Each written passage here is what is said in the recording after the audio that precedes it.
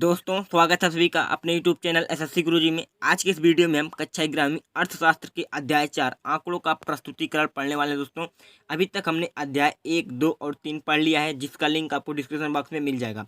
और दोस्तों आज हम अध्याय 4 आंकड़ों का प्रस्तुतिकरण पढ़ने वाले हैं और हम जानेंगे इस वीडियो में कि किस प्रकार से आंकड़ों को प्रस्तुत किया जाता है, क्या क्या तरीके हैं और हमारे जो आरेख होते हैं जैसे कि दंड आरेख, बारंबारता आरेख, तोरण, इन सभी के बारे में पूरा विस्तार से जानेंगे। तो दोस्तों चलिए बिना किसी देरी के वीडियो को शुरू करते हैं। तो दोस्तों हमारा जो अध्याय 4 है आंकड़ों का प्रस्तुतिकरण, इसमें हमको यह जानना है कि आंकड़ों किस प्रकार से प्रस्तुत किया जाता है। तो आंकड़ों को दोस्तों 3 प्रकार से प्रस्तुत किया जाता है।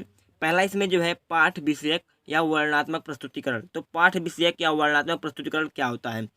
तो इसमें जो होता है आंकड़ों को समझने के लिए पूरा पढ़ना पड़ता है। तो वर्णनात्मक इसका नाम है कि इसका पूरा वर्णन दिया रहेगा, यानी कि हम आंकड़ों को समझने के लिए पूरा उसको पढ़ेंगे, तब उसके बाद आंकड़े हमको समझ में आएंगे।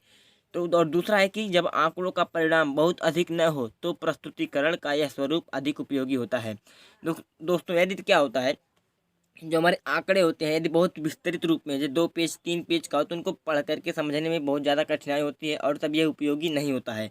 जब ये हमारा जो आंकड़ा होता है इसका जो परिणाम होता है बहुत छोटा हो, यानी मतलब छोटा यानी कि बहुत छोटा भी नहीं, यानी कि बहुत बड़ा न हो, तब यह क्या होता है हमको उपयोगी होता है पाठ विषयक प्रस्तुतिकरण या वर्णनात्मक प्रस्तुतिकरण। जैसे कि एग्जाम्पल में इसको देखते हैं किस प्रकार से पाठ विषयक या वर्णनात्मक प्रस्तुतिकरण होता है। तो दोस्तों देखिए यहाँ पे आपको इस प्रकार से आंकड़ा दिया रहेगा, जैसे कि आपको यहाँ पे दिया है भारत की जनगणना 2001 की रिपोर्ट के अनुसार, यानी भारत की जनगणना 2001 की रिपोर्ट दिया है। अब जब आप इन आंकड़ों को पढ़ेंगे दोस्तों, उसके बाद आपको इनके बारे में जानकारी प्राप्त होगी और फिर आप यहाँ से अपने आगे की कार्य को शुरू कर सकते हैं। जैसे कि इसको पढ़ेंगे इन आंकड़ों को, उसके बाद आपको इसके बारे में कुछ जानकारी मिलेगी, फिर आप इसके बाद सांख्यिक जो विधियाँ होंगी उनका प्रयोग करके आप इसका सलूशन पाएंगे। तो इस प्रकार से आपका होता है पाठ विषयक या वर्णनात्मक प्रस्तुतिकरण। तो जो हमारा दूसरा प्रस्तुतिकरण का तरीका है वह है सारणीबद्ध प्रस्तुतिकरण। अब सारणीबद्ध, इसका नाम है सारणीबद्ध, यानी कि इसको हम सारणीकृत करते हैं, जैसे कि इस प्रकार से हम सारणी बनाते हैं। इसमें हम आंकड़ों को इस प्रकार से सारणी में रखते हैं। तो ये हमारा जो प्रस्तुतिकरण होता है सारणीबद्ध प्रस्तुतिकरण कहलाता है। अब इसमें होता क्या है, इसमें इस प्रस्तुतिकरण में आंकड़ों को पंक्तियों तथा स्तंभों के रूप में प्रस्तुत किया जाता है। यानी इसमें जो हमारे आंकड़े होते हैं यह पंक्ति यानी स्तंभ में और उसके बाद पंक्ति और स्तंभ यानी कि क्षैतिज रूप में और ऊर्ध्वाधर रूप में व्यक्त किया जाता है। तो सारणीबद्ध का यह पहला इसका विशेषता हो गया। और दूसरा है कि आंकड़ों के सारणीयन का महत्वपूर्ण लाभ यह है कि आंकड़ों को सांख्यिक प्रयोग व उसके आधार पर निर्णय लेने के लिए व्यवस्थित करता है। देखो हमारा जो सारणीबद्ध प्रस्तुतिकरण होता है यह इस प्रकार से व्यवस्थित होता है कि इसका जो प्रयोग होता है हम सांख्यिकी विधियों के लिए हम प्रयोग कर सकते हैं। यानी कि जो भी हमारे सांख्यिकी का होते हैं, जो भी प्रोसेस सांख्यिकी के, उसको हम सारणीबद्ध प्रस्तुतिकरण में आसानी से लगा सकते हैं, लेकिन पाठ विषयक में ऐसा नहीं कर सकते। अब देखिए सारणीबद्ध में जो वर्गीकरण होता है किस किस प्रकार से सारणीबद्ध प्रस्तुतिकरण में हम लोग वर्गीकरण करते हैं। तो इसमें देखिए जो आपका पहला आता है वह गुणात्मक वर्गीकरण। अब गुणात्मक वर्गीकरण मैंने आपको पिछले वीडियो में बताया है कि ऐसा वर्गीकरण जो गुणों के आधार पर हो, यानी गुणों के आधार पर, जैसे कि सामाजिक आधार पर, भौतिक स्थिति के आधार पर, राष्ट्रीयता के आधार पर, इन सभी के आधार पर जो वर्गीकरण होता है वह गुणात्मक वर्गीकरण होता है। जिस प्रकार से आप इसका उदाहरण देख सकते हैं, यहाँ पे आपको दिख रहा है ये हमारा जो वर्गीकरण है यह गुणात्मक वर्गीकरण है। और उसके बाद दूसरा हमारा आता है मात्रात्मक वर्गीकरण, यानी सारणीयन में ही जो हमारा वर्गीकरण होता है दूसरा है मात्रात्मक वर्गीकरण। अब ऐसा वर्गीकरण जो मात्रा के आधार पर हो, यानी मात्रा के आधार पर क्या होता है, जैसे कि आयु, कर, आय, उत्पादन, इन सभी के आधार पर जो वर्गीकरण होता है वह होता है मात्रात्मक वर्गीकरण। इसका भी एग्जाम्पल चलिए देखते हैं कि क्या है, कैसे होता है मात्रात्मक वर्गीकरण। तो दोस्तों यहाँ पे देखिए आपका ये जो दूसरा वाला चित्र है 4.2 आपके बुक में भी दिया है, यह जो है हमारा मात्रात्मक वर्गीकरण है। जैसे कि यहाँ आयु समूह में दिया है, उसके बाद यहाँ पे उत्तरदाताओं की संख्या, फिर प्रतिशत, इस प्रकार का जो हमारा वर्गीकरण होता है दोस्तों।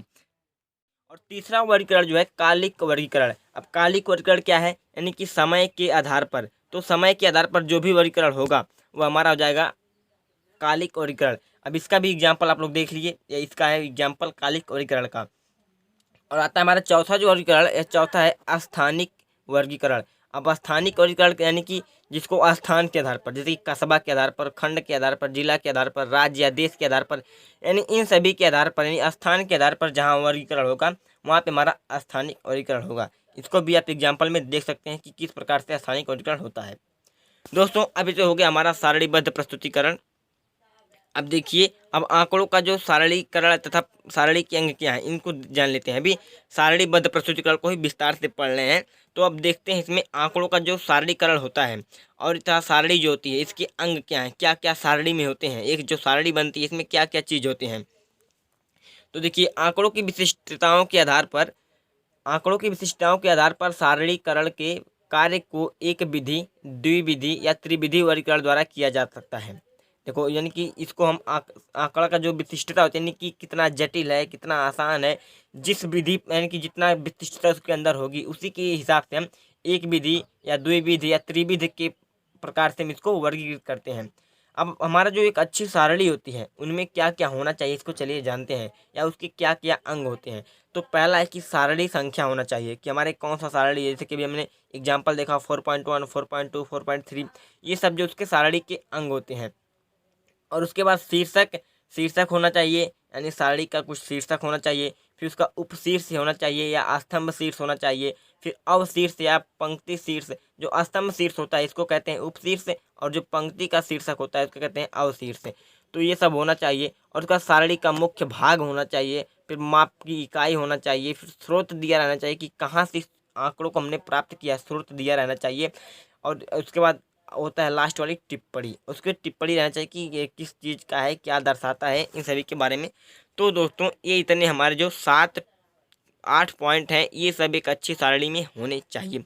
चलिए अब इसको हम एग्जाम्पल में समझ लेते हैं कि क्या क्या होना। तो दोस्तों यहाँ पर देखिए, एक अच्छी सारणी में आपको क्या क्या होना चाहिए, यहाँ पे आपको अच्छे से दिया है। देखिए, आपको तो पहले सारणी संख्या दिया रहना चाहिए, मैंने जो आपकी बताया पहले ही। तो सारणी संख्या देखिए यहाँ पे 4.5 दिया है। उसके बाद एक शीर्षक होना चाहिए। देखिए यहाँ पे शीर्षक दिया गया है, लिंग एवं अवस्थिति के अनुसार श्रमिकों एवं गैर श्रमिकों के आधार पर भारत की जनसंख्या। तो यह शीर्षक हो गया। उसके बाद उपशीर्ष होना चाहिए था। उपशीर्ष मतलब स्तंभ शीर्ष। तो देखिए यहाँ पे स्तंभ शीर्ष में श्रमिकों को दिया गया है, तो ये हमारे उपशीर्ष हो गया। उसके बाद एक चाहिए था हमारे को अवशीर्ष। तो अवशीर्ष देखिए यहाँ पे अवशीर्ष होता है, तो यहाँ पे देखिए ग्रामीण, शहरी, ये सब जो दिया है ये हमारे पंक्ति शीर्षक हैं। तो ये पंक्ति शीर्षक हो गया। उसके बाद सारणी का मुख्य भाग। तो ये दोस्तों ये जो जानकारी हमको दी गई है यह सारणी का मुख्य भाग है, तो यह सारणी का मुख्य भाग हो गया। उसके बाद स्रोत दिया रहना चाहिए। देखिए यहाँ पे स्रोत दिया है कि भारत की जनगणना 2001 का यह आंकड़ा है। उसके बाद एक होता है लास्ट वाला हमारा पाद टिप्पणी। तो पाद टिप्पणी किया रहना चाहिए कि इसमें देखिए, तो इसमें पाद टिप्पणी दिया है कि संख्याओं को निकटतम करोड़ों के रूप में पूर्णांकित किया गया है। यानी कह रहा कुछ जो हमारे जो यहाँ पे योग दिया है ये करोड़ों के रूप में पूर्णांकित है। यानी कि देखिए, तो ये हो गया, यानी कि एक जो हमारी सारणी होती है इसमें इतने अंग होना चाहिए। तो ये सब अच्छे से आपको समझ में आ चुका होगा। अब चलिए देखते हैं आगे। तो दोस्तों अभी तक हमने दो प्रकार के प्रस्तुतिकरण देख लिया, एक सारणीबद्ध और एक वर्णनात्मक। अब आते हैं तीसरे प्रस्तुतिकरण में, आंकड़ों का आरेखीय प्रस्तुतिकरण। अब इसमें देखते हैं कि आंकड़ों को आरेखों के रूप में किस प्रकार से प्रस्तुत किया जाता है। तो जो आंकड़ों का आरेखीय प्रस्तुतिकरण होता है दोस्तों, जो आंकड़ों का आरेखीय प्रस्तुतिकरण होता है, यह आंकड़ों को प्रस्तुत करने की तीसरी विधि है। पहली विधि थी वर्णनात्मक, दूसरी सारणीबद्ध, और तीसरा आता है आरेखीय प्रस्तुतिकरण। अब क्या होता है, आरेखीय प्रस्तुतिकरण जो है अन्य प्रस्तुतिकरण की अपेक्षा इसमें आंकड़ों को जल्दी समझने में सबसे अधिक सहायता मिलती है। देखो, अभी तक हमने जो दो प्रकार के प्रस्तुतिकरण पढ़ा, इनसे आसानी से हम आंकड़ों को नहीं समझ सकते जितना आसानी से हम आरेखीय प्रस्तुतिकरण से समझ सकते हैं आंकड़ों को। और उसके बाद आरेखीय प्रस्तुतिकरण में संख्याओं में निहित अमूर्तता कम होती जाती है और वे अधिक मूर्त हो जाते हैं। देखो, जो हमारा आरेखीय प्रस्तुतिकरण होता है इसमें जो संख्याएं होती हैं उनको हम बहुत ही आसानी से स्पष्ट रूप से समझ सकते हैं, इनमें ज़्यादा हमको कुछ पढ़ना नहीं रहता है। तो ये कहता है ज़्यादा मूर्त हो जाते हैं, यानी ज़्यादा अच्छे से उनको समझ सकते हैं, ज़्यादा अच्छे से उनको हम सांख्यिकी विधियों का प्रयोग कर सकते हैं। और देखो, अब आरेखीय प्रस्तुतिकरण जो होता है यह सामान्य रूप से कई प्रकार के आरेखों का प्रयोग होता है। अब जो हमारा आरेखीय प्रस्तुतिकरण में कई प्रकार के आरेखों का प्रयोग होता है। इसमें जो पहला है वह है ज्यामितीय आरेख, यानी ज्यामितीय आरेख बनता है। दूसरा है बारंबारता आरेख। अब देखो, और तीसरा है अंकगणितीय रैखिक आलेख। तो इन तीन प्रकार का आरेखीय प्रस्तुतिकरण होता है। तो इसमें जिसमें पहला है कि ज्यामितीय आरेख, दूसरा है बारंबारता आरेख, और तीसरा है अंकगणितीय रैखिक आलेखन। अब एक एक करके इन तीनों प्रकार के आरेखीय प्रस्तुतिकरण को विस्तार से चलिए जानते हैं दोस्तों, और विस्तार से इनके बारे में पढ़ते हैं। तो हमारा जो पहला आता है ज्यामितीय आरेख। अब ज्यामितीय आरेख को देखिए, अब ज्यामितीय आरेख को फिर हम दो प्रकार से डिवाइड करते हैं, यानी कि दो प्रकार से।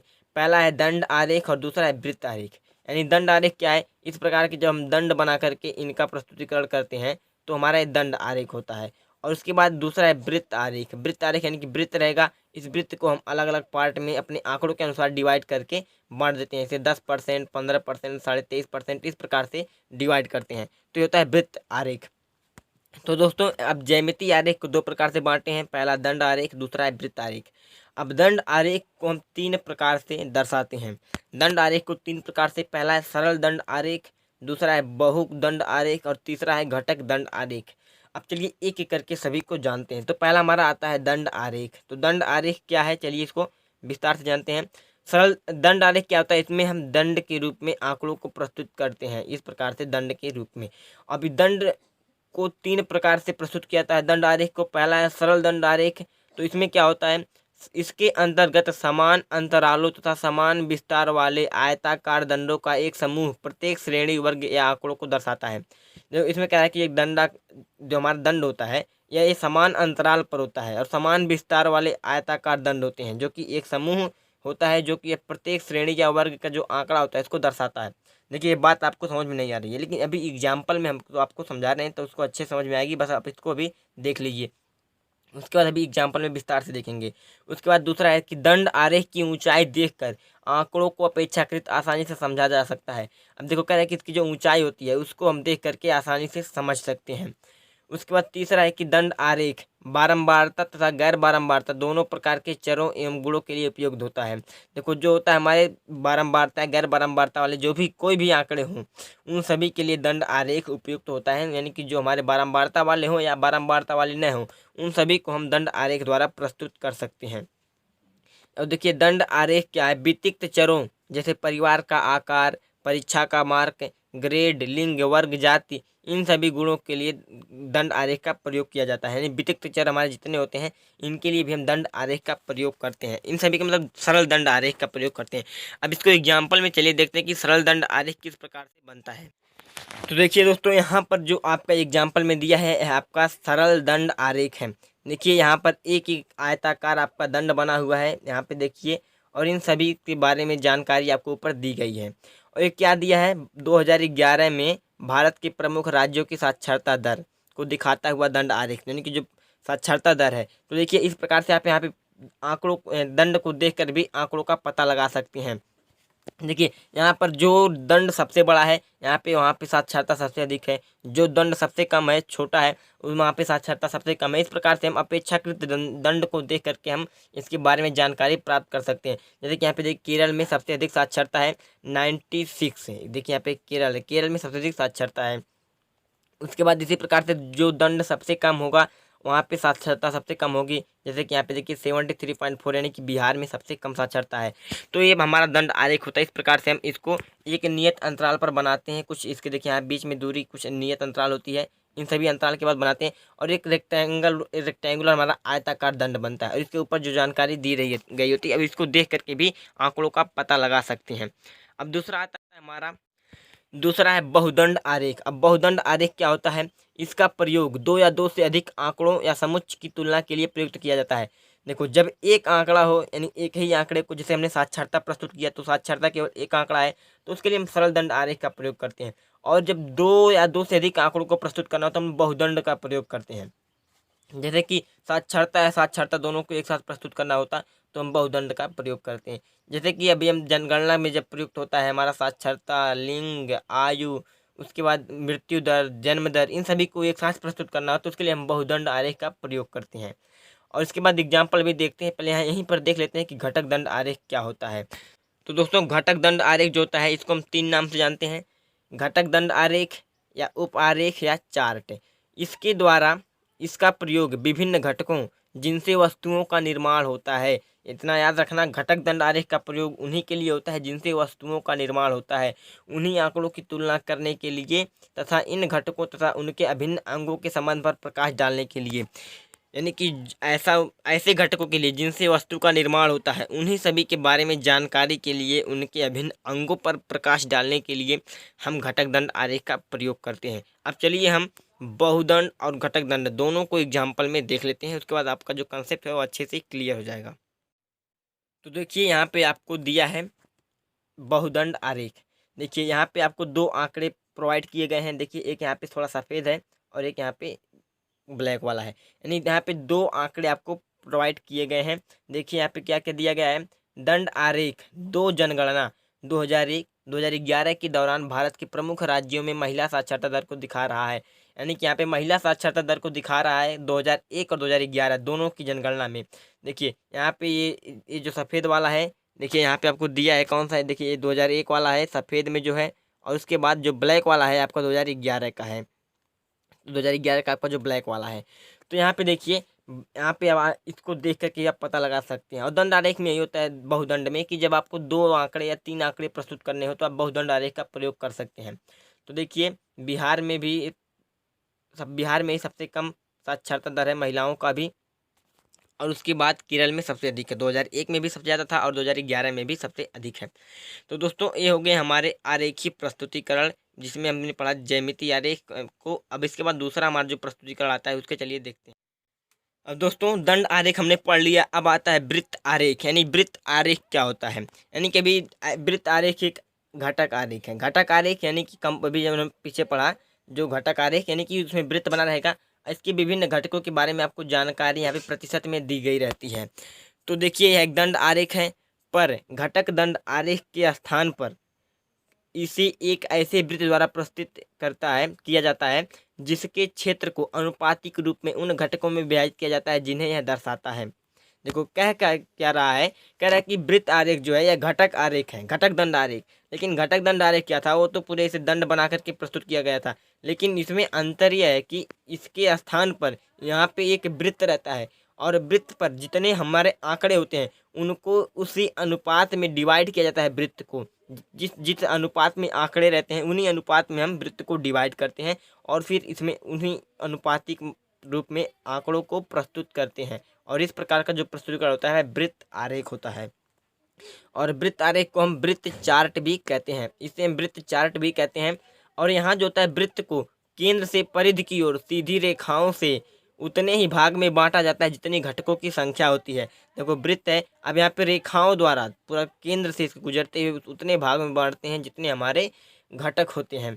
और यहाँ पर जो घटक के निरपेक्ष मान होता है इसमें प्रतिशत में बदला जाता है। ये मैंने बताया ना कि अनुपातिक मान, यानी उसको प्रतिशत में बदल लिया जाता है कि कितना प्रतिशत एक कंप्लीट वृत्त को एक कंप्लीट आंकड़ा मानते हैं। और उसके बाद जितने भी आंकड़े होते हैं, मान लो 5 आंकड़े हैं, भी पाँचों को उनके प्रतिशत में बांट देंगे, फिर प्रतिशत के हिसाब से इनमें हम व्यक्त करते हैं। चलिए इसको एग्जाम्पल में देखते हैं तो आपको अच्छे से समझ में आ जाएगा। जैसे कि दोस्तों यहाँ पे देखिए आपको एग्जाम ऐसे दिया रहेगा कि कार्य स्थिति के अनुसार भारत की जनसंख्या का वितरण है। अब करोड़ में दिया है, देखिए यहाँ पे स्थिति दिया है, सीमांत श्रमिक, मुख्य श्रमिक और गैर श्रमिक, इनकी जनसंख्या क्या है, प्रतिशत क्या है। देखो जनसंख्या 9 था, इसका प्रतिशत निकला 8.8। इसमें जनसंख्या था 31, इसका प्रतिशत निकला 30.4। और इससे जनसंख्या था 62, इसका निकला 60.8। और उसका कोणीय घटक भी आपको निकाल लिया है। तो आप कोणीय घटक नहीं निकालेंगे तब भी चलेगा, लेकिन यहाँ पे आपको प्रतिशत निकालना पड़ता है। और डिवाइड करने के लिए आपको कोण निकालेंगे, क्योंकि आप उसको उसी अनुपात में डिवाइड कर पाएंगे। तो इस प्रकार से आपको जनसंख्या और स्थिति दे रहेगी, आपको प्रतिशत निकालना पड़ता है और कोणीय घटक भी निकालना पड़ता है। उसके बाद देखिए अब इसको प्रस्तुत कैसे किया जाता है। तो इस प्रकार से आप वृत्त बनाएंगे, और वृत्त बनाएंगे उसके बाद वृत्त बना करके देखिए यहाँ पे हमारे जो 3 प्रकार के थे श्रमिक, इसलिए इसको 3 भाग में बांटा गया। देखिए यहाँ पे 1, यहाँ पे 2 और ये हो गया 3, 1 2 3। अब देखिए इस प्रकार का जो चिन्ह है ये मुख्य श्रमिक है, और उसके बाद ये जो क्रॉस वाला है सीमांत श्रमिक है, और ये पूरा खड़ा पा ऐसे चिन्ह वाला इस प्रकार से यह गैर श्रमिक है। देखिए 31 करोड़ जो है इनकी जनसंख्या है, 9 करोड़ इनकी जनसंख्या है, 62 करोड़ इनकी जनसंख्या है। तो इस प्रकार से हम इनको प्रस्तुत करते हैं वृत्त आरेख में। और देखिए यह 2001 की इस अनुसार दिया गया है, 2001 की जनगणना के अनुसार। उसके बाद चलिए हम देखते हैं हमारा अगला प्रस्तुतिकरण क्या है। और दूसरा अब हमारा जो आता है वह है बारंबारता आरेख। अब बारंबारता आरेख को चलिए जानते हैं। अभी हमने पढ़ लिया ज्यामितीय आरेख, दूसरा आता है बारंबारता आरेख। ज्यामितीय आरेख की तरह बारंबारता आरेख को भी हम 2 3 प्रकार से प्रस्तुत करते हैं। तो पहले चलिए समझते हैं कि बारंबारता आरेख क्या है। तो सामूहिकृत बारंबारता वितरण के रूप में प्रस्तुत आंकड़ों को सामान्यतः बारंबारता आरेखों द्वारा प्रस्तुत किया जाता है। देखो कह रहा है जो हमारे सामूहिकृत बारंबारता वितरण होते हैं, जैसे कि समूह में वितरण होते हैं, जैसे कि 0 से 10, 10 से 20, 20 से 30, इसमें आ गए 50 लोग, इसमें आ गए 65 लोग, इसमें आ गए 15 लोग। इस प्रकार से जो हमारा सामूहिकृत आंकड़ा होता है दोस्तों, उसको हम बारंबारता आरेख द्वारा प्रस्तुत करते हैं। और इसके जो प्रस्तुतिकरण का तरीका है, इसमें आता है आयत चित्र, बारंबारता बहुभुज या बारंबारता वक्र तथा ओजाइब। ये सब प्रकार के हमारे आते हैं बारंबारता आरेख के प्रस्तुतिकरण में। तो इसमें चले जानते थे आयत चित्र क्या है, जिसको इंग्लिश में कहते हैं हिस्टोग्राम। तो आयत चित्र क्या होता है? यह एक द्विविमीय आरेख है। द्विविमीय यानी 2D हमारा जो फिगर होता है यह होता है। और इसके बाद यह आयतों का एक ऐसा समुच्चय है जिसमें वर्ग सीमाओं के अंतराल को x अक्ष पर तथा आधार का कार्य करते हैं। देखो कह रहा है कि हमारा जो आयत चित्र बनाते हैं, इसमें जो भी मिलता है कि जो वर्ग अंतराल था 0 से 10, 10 से 20, इनको हम x अक्ष पर प्रस्तुत करते हैं और ये हमारे आधार का कार्य करते हैं। और उसके बाद आयत चित्र में दो क्रमिक आयतों में रिक्त स्थान नहीं होता। देखो हमने दंड आरेख और आयत चित्र में बड़ा कन्फ्यूजन होता है कि दंड आरेख क्या है और आयत चित्र क्या है। तो दंड आरेख में क्या होता है, दो दंड के बीच में दोस्तों दूरी, कुछ निश्चित दूरी होती है प्रत्येक दंड के बीच में। लेकिन आयत चित्र में क्या होता है, किसी भी दंड में किसी प्रकार का दूरी नहीं रहता है, सब मतलब बिना किसी गैप के बने रहते हैं। तो बस यही दोनों में अंतर है, आयत चित्र और दंड आरेख में। उसके बाद आयत चित्र में जो होता है, आयत चित्र बारंबारता वितरण के बहुलक के मान को भी आलेख रूप में दिखा सकता है। अब आयत चित्र जो होता है बहुलक जो होता है उसको भी आलेख में दिखा सकता है। अब इसको चलिए एग्जाम्पल में इसको भी समझते हैं। तो देखिए यहाँ पर जो आपका प्रस्तुतिकरण है यह एक आयत चित्र है। चित्र 4 यहाँ पे देखिए 4.5 में यह आयत चित्र आपको दिया गया है। और ये आयत चित्र देखिए यहाँ पे मजदूरों की संख्या, यहाँ पे मजदूरों की संख्या इस साइड दिया है और यहाँ पे मैंने बताया था कि वर्ग अंतराल दिया रहेगा। दैनिक मजदूरी रुपयों में संतत वर्ग के। देखिए अब यहाँ पे देखिए आपको कैसे बना है, यहाँ पे देखिए 44.5 से 49.5 के बीच में दो मजदूर हैं। उसके बाद 49.5 से 54.5 के बीच में इन देखिए 4 और 2 के बीच जो मजदूर आएंगे, इसको जब मैच करेंगे स्केल से तो इसको आपको पता लग जाएगा। यानी कि देखिए यहाँ पे क्या है, इन दो क्रमागत दंडों के बीच में कोई भी गैप नहीं दिया है। देखिए यहाँ पे पूरा कवर है। तो इस प्रकार से बनता है हमारा आयत चित्र। उसके बाद चलिए दोस्तों हम देखते हैं आगे। अब इसके बाद आयत चित्र के बाद दूसरा है बारंबारता बहुभुज। अब बारंबारता बहुभुज क्या है? बारंबारता बहुभुज सीधी रेखाओं से घिरा हुआ एक समतल है जिसमें सामान्यतः 4 या अधिक रेखाएं होती हैं। देखो इसमें क्या होता है, 4 या अधिक रेखाएं होती हैं, इसमें 4 से ज़्यादा रेखाएं होती हैं बारंबारता बहुभुज में। और इसके बाद यह आयत चित्र से व्युत्पन्न होता है। और जो हमारा बारंबारता बहुभुज है यह आयत चित्र से ही बना हुआ है, यानी उसी से उत्पन्न इसका उत्पत्ति हुई है। उसके बाद वर्ग सीमाएं तथा वर्ग चिन्ह दोनों को x अक्ष पर प्रदर्शित किया जाता है। देखो जो होता है हमारी वर्ग सीमाएं तथा वर्ग चिन्ह ये जो दो होती हैं इनको x अक्ष पर प्रदर्शित किया जाता है और बाकी अन्य आंकड़ों को जो दिया रहता है उनको हम y अक्ष पर प्रस्तुत करते हैं। चलिए इसको भी देखते हैं बारंबारता बहुभुज। देखिए यहाँ पे आपको बारंबारता बहुभुज दिया गया है। देखिए बारंबारता बहुभुज होता क्या है, यहाँ पे से आपका आयत चित्र बना रहेगा। ठीक, आयत चित्र बना रहेगा, आपको पहले जो आंकड़ा दिया रहेगा उससे आप एक आयत चित्र बनाएंगे। उसके बाद इस प्रकार से आप देखिए यहाँ से स्टार्ट करेंगे, फिर इसके मिड पॉइंट से ऐसे हाथ से ही या इसके से खींचते हुए लेकर जाएंगे। इस प्रकार से देखिए आपका जो संरचना बनता है ना एक बहुभुज का बनता है। तो इसको क्या कहते हैं, बहुभुज। इसमें क्या होता है, इसमें भी किसी प्रकार का गैप नहीं होता है। पहले इसको आयत से ही उत्पन्न हुआ है, मैंने कहा ना कि आयत से उत्पन्न हुआ है। अब क्या होता है, अब इसको ऐसे ड्रा करते हैं इसके मिड पॉइंट से। अब मिड पॉइंट से देखो अब यहाँ पे जो इसका मिड पॉइंट होता है यहाँ पे x अक्ष और y अक्ष दोनों का मान लिखा जाता है। यहाँ पर x अक्ष y अक्ष का दोनों मान, यहाँ पर दोनों मान, इस यानी कि हर एक पॉइंट पे इसका मान लिखा जाता है। तो ये हमारे होते हैं बारंबारता बहुभुज। अब इसके बाद आता है अगला जो हमारा प्रस्तुतिकरण, उसको चलिए। अब इसके बाद हमारा जो अगला आता है यह है बारंबारता वक्र। अब बारंबारता वक्र क्या होता है, बारंबारता वक्र को बारंबारता बहुभुज के बिंदुओं से निकटतम गुजरते हुए मुक्त हाथ से वक्र बनाकर आसानी से प्राप्त किया जा सकता है। देखो अभी हमें पता है बारंबारता वक्र क्या है। इसके पहले हमने पढ़ा कि बारंबारता बहुभुज। तो बारंबारता बहुभुज को क्या था, पहले हमने आयत बनाया, फिर आयत के मिड पॉइंट को मिलाते हुए हमने स्केल से चला गया। लेकिन जब हम उसी को मुक्त हस्त से बिना किसी कुछ किए यदि हम उसको मुक्त हाथ से उसको मिलाते हैं उसके मिड पॉइंट को, तो वहाँ से हमको बारंबारता वक्र प्राप्त होता है। क्योंकि जब मुक्त हाथ से बनाएंगे तो वहाँ पे बहुभुज नहीं बनेगा, वहाँ पे वक्र की तरह बनेगा, तो हो जाएगा बारंबारता वक्र। तो जब हम आयत चित्र के जो बनता है हमारा बारंबारता वाला, उसको जो हम मिलाते हैं मुक्त हाथ से, वहाँ पे हमको मिलता है बारंबारता वक्र। देखिए इसके बाद देखिए क्या होता है, यह आवश्यक नहीं कि बारंबारता बहुभुज के सभी बिंदुओं से होकर गुजरे, परंतु उसके निकटतम होकर गुजरता है। देखो हमारा जो बारंबारता बहुभुज है, ये आवश्यक नहीं है कि बारंबारता वक्र में जो हम अपना लाइन खींच रहे हैं मुक्त हाथ से, वह उसी बारंबारता बहुभुज के ही बिंदु से होकर गुजरे, यह आवश्यक नहीं है, लेकिन उसके निकटतम होकर गुजरे। देखिए अब इसके बाद हमारा आता है तोरण। अब तोरण देखिए क्या होता है, आप इसको 10th क्लास में पढ़े होंगे स्टैटिक्स में। तोरण क्या है, तोरण को संचयी बारंबारता के नाम से भी जाना जाता है, क्योंकि संचयी बारंबारता क्योंकि संचयी बारंबारता के अनुसार ही हम तोरण को बनाते हैं। हमारी जो संचयी बारंबारता होती है उसी के हिसाब से हम तोरण को बनाते हैं, इसीलिए इसको संचयी बारंबारता वक्र के नाम से भी जाना जाता है। और इसके बाद यहाँ पे देखिए संचयी बारंबारता वक्र दो प्रकार से खींची जाती है, एक होता है से कम वक्र या दूसरा होता है से अधिक। तो अब देखते हैं इसको किस प्रकार से हम से अधिक या से कम बारंबारता वक्र को किस प्रकार से आलेखित करते हैं। तो इसको आलेखित करने के लिए जो संचयी बारंबारता प्राप्त होती है, संचयी बारंबारता को हम y अक्ष पर आलेखित करते हैं, चाहे हम से अधिक वाला बनाएं या चाहे से अधिक वाला बनाएं, दोनों के लिए हम संचयी बारंबारता को y अक्ष पर आलेखित करते हैं। और अब जानते हैं कि x अक्ष पर क्या आलेखित करते हैं। तो जो हमारा से कम प्रकार का वक्र होता है, इसके लिए x अक्ष पर हम वर्ग अंतराल की ऊपरी सीमा को आलेखित करते हैं, और हमारा जो से अधिक प्रकार का होता है वक्र, इसके x अक्ष के लिए हम वर्ग अंतराल की निम्न सीमा का प्रयोग करते हैं। यानी कि देखो हमारा जो से कम है उसके लिए ऊपरी सीमा, और जो से अधिक है यानी अधिक के लिए निम्न सीमा। तो यहाँ से हमको मिलता है x अक्ष और y अक्ष पर जब ड्रा करते हैं इन बिंदुओं को, तो मिलता है एक आलेख, जिसको हम कहते हैं से कम, और एक होता है से अधिक। उसके बाद देखिए से कम त्वरण कभी घटता नहीं है, और जो से कम त्वरण होता है यह हमेशा ऐसे बढ़ता हुआ जाता है। और उसके बाद जो से अधिक त्वरण होता है यह घटता हुआ आता है। देखो जो से कम होगा वह कभी घटता नहीं है, जो कम है यानी कि कभी कम नहीं होगा, जो अधिक है वह कभी अधिक नहीं होगा।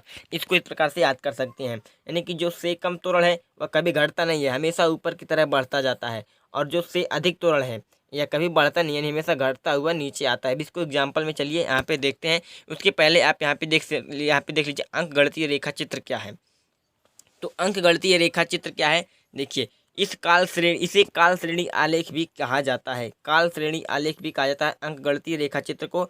और इसके अंतर्गत समय जो है वर्ष, सप्ताह, माह, तारीख, घंटा को x अक्ष पर तथा चरों के मान को काल श्रेणी के आंकड़ों को y अक्ष पर आलेखित करते हैं। देखो क्या होता है इसमें, जो हमारे समय होते हैं वर्ष, सप्ताह, माह, इन सभी को x अक्ष पर प्रस्तुत करते हैं, और जो चर के जो मान होते हैं यानी कि इस सप्ताह में इस चीज़ का उत्पादन दे दे, इस वर्ष में इतना उत्पादन हो गया, तो उत्पादन को हम y अक्ष पर आलेखित करते हैं।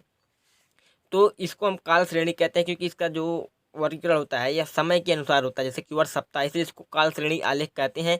और सप्ताह समय को x अक्ष पर, और जो उसके आंकड़े दिए होते हैं उसको हम y अक्ष पर आलेखित करते हैं। और इन आलेखित बिंदुओं को जोड़ने से प्राप्त रेखा चित्र अंकगणितीय रेखा चित्र कहलाता है। और ये बिंदु जो होते हैं, इनसे जो प्राप्त बिंदु होती हैं, इनको जब हम ग्राफ पे प्रदर्शित करके जोड़ते हैं, जो भी बिंदु होते हैं, तो इनसे जो हमारा आलेख प्राप्त होता है यह हमारा अंकगणितीय रेखा चित्र कहलाता है। अब चलिए इसको हम एग्जाम्पल से देख, यहाँ पे देखिए, यहाँ पे आपको बारंबारता वक्र दिया है। देखिए यहाँ पे आपको किस प्रकार से बारंबारता वक्र बनाया गया है, इस प्रकार से ये आपका बारंबारता वक्र है। जब इसको फ्री हैंड से आपको इसको बना दें तो बारंबारता वक्र होता है। अब इसके बाद दूसरा हमारा एग्जाम्पल जो है, देखिए आंकड़ों का प्रस्तुतिकरण। इसमें देखिए क्या है, से कम और से अधिक दोनों दिया है। देखिए यहाँ पे से कम है, देखिए से कम इस प्रकार से ऊपर की ओर गया है, यहाँ से स्टार्ट हुआ, देखिए स्टार्ट यहाँ से स्टार्टिंग पॉइंट है। और से अधिक वाला यहाँ से स्टार्ट हुआ है, स्टार्ट देखिए यहाँ से हुआ है, और यहाँ पे आके यहाँ पे ख़त्म, यानी कि क्या हुआ, नीचे आ रहा है और यह ऊपर की ओर जा रहा है। यानी कि ये से कम है और से अधिक वाला है। देखिए इस साइड होता है बारंबारता, संचयी बारंबारता, और इधर हमारे आंकड़े होते हैं, जो भी हमको आंकड़े दिए रहते हैं। उसके बाद चलिए देखते हैं दोस्तों, देखिए उसके बाद अगला जो एग्जाम्पल है उसको चलिए देखते हैं। अब देखिए यहाँ पे दोनों को मिला करके अंकगणितीय रेखा चित्र बना है। तो अंकगणितीय रेखा चित्र यहाँ पे देखिए आयात और निर्यात दिया है, यहाँ पे सन दिया है कि किस समय में। एक्स अक्ष पर क्या होता है, समय को, जैसे कि वर्ष, समय, माह, इन सभी को एक्स अक्ष पर, और जो आंकड़े होते हैं इनको वाई अक्ष पर। तो देखिए एक्स अक्ष पर समय दिया है और इन पे जो हमारा आंकड़ा दिया है। इनमें देखिए एक है ब्लैक वाला निर्यात के लिए और सफ़ेद वाला है आयात के लिए। तो इन दोनों को यहाँ पे प्रदर्शित किया गया है, आयात और निर्यात को। तो ये हमारे अंकगणितीय रेखा चित्र हैं दोस्तों। और दोस्तों यहीं पे हमारा चैप्टर नंबर 4 समाप्त होता है। दोस्तों यदि आपको किसी कोई प्रश्न का डाउट हो तो कमेंट बॉक्स में जरूर बताइएगा, और ऐसे ही वीडियो के लिए हमारे चैनल को सब्सक्राइब कर लीजिएगा दोस्तों। मिलते हैं अगले वीडियो में। वीडियो देखने के लिए धन्यवाद।